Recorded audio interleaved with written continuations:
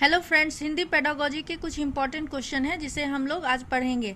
तो कंटिन्यू करते हैं। इनमें से कौन सा प्राथमिक स्तर पर हिंदी भाषा शिक्षण का उद्देश्य नहीं है? अब ये 4 स्टेटमेंट है और इनमें से कहा गया कि हिंदी भाषा शिक्षण का इनमें से कौन सा उद्देश्य नहीं है। संदर्भ के अनुसार लगाकर पढ़ने का प्रयास करना, सही बात है। चित्रकारी को स्वयं की अभिव्यक्ति का माध्यम बनाना, बिल्कुल अच्छी बात है। बच्चों की भाषा और स्कूल की भाषा में संबंध बनाते हुए उसे विस्तार देना, बहुत हाँ बिल्कुल सही है। सुनी गई बातों को ज्यों त्यों दोहराना, नहीं, ये गलत है। भाषा कौशलों के संबंध में कौन सा कथन सही है? अब भाषा जो कौशल है उसमें से 4 स्टेटमेंट दिया, इनमें से कौन सा जो स्टेटमेंट है वो सही है? कथन कौन सा सही है? भाषा के कौशल अंतर संबंधित होते हैं। भाषा के सभी कौशल को नए सिरे से सिखाने की आवश्यकता होती है। भाषा कौशल एक दूसरे से स्वतंत्र होते हैं। भाषा के चारों कौशल एक क्रम से सीखे जाते हैं, एक क्रम से नहीं सीखे जाते और स्वतंत्र नहीं होते एक दूसरे से, और एक नए सिरे से सिखाने की आवश्यकता होती है भाषा को, नहीं। तो भाषा के कौशल क्या होते हैं? अंतर संबंधित होते हैं। तो ये आंसर हो जाएगा। भाषा डैश और डैश का उत्तम साधन है। तो सुनने, बोलने और सोचने का, पढ़ने, लिखने, संप्रेषण का, सोचने, महसूस करने, चीज़ों से जुड़ने का, पढ़ने, लिखने, समझने से। आंसर हो जाएगा भाषा जो है पढ़ना, लिखना और संप्रेषण मतलब बातचीत का, संप्रेषण का मतलब होता है कम्युनिकेशन, बातचीत का एक उत्तम साधन है।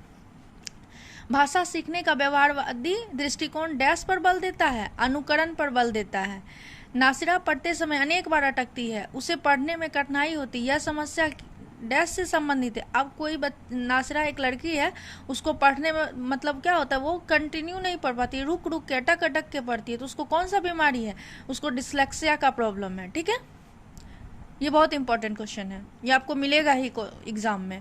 वाइगोस्की के विचारों पर आधारित कक्षा में डैश पर सबसे अधिक बल दिया जाता है। तो वाइगोस्की के थ्योरी में क्या कहा गया है? कविता दोहराने नहीं, कहानी सुनने नहीं, कार्यपत्र को नहीं। क्या कहा गया था? वाइगोस्की ने कौन सा सिद्धांत दिया था? सोशो कल्चरल का। तो क्या आंसर हो जाएगा? परस्पर अंतःक्रिया का। हमारी कक्षाओं में बच्चे भिन्न भिन्न भाषिक पृष्ठभूमि से आते हैं, अतः मतलब स्कूल में सभी बच्चा तो एक ही भाषा सीख के नहीं आता है ना, सबका अलग अलग लैंग्वेज होता है। तो उसमें उस समय में क्या करना चाहिए एक टीचर को? उनकी भाषाओं को भी कक्षा में सम्मान देना अनिवार्य है। उनकी भाषाओं को सीखना सभी विद्यार्थियों के लिए अनिवार्य है। भाषा की पाठ्य पुस्तक में सभी भाषाओं को शब्द वाक्य होना अनिवार्य है। उनकी सभी भाषाओं को जानकारी शिक्षा के लिए अनिवार्य है। तब इसमें से कौन सा आंसर होगा? आंसर होगा उनकी भाषाओं को कक्षा में सम्मान देना अनिवार्य है। जो भी लैंग्वेज सीख रहे हैं उसको सम्मान देना अनिवार्य है। अब सभी टीचर, एक टीचर सभी बच्चों का भाषा तो नहीं सीख सकता है। अब क्या कहा गया? उनकी भाषाओं को सीखना सभी शिक्षार्थियों के लिए अनिवार्य है।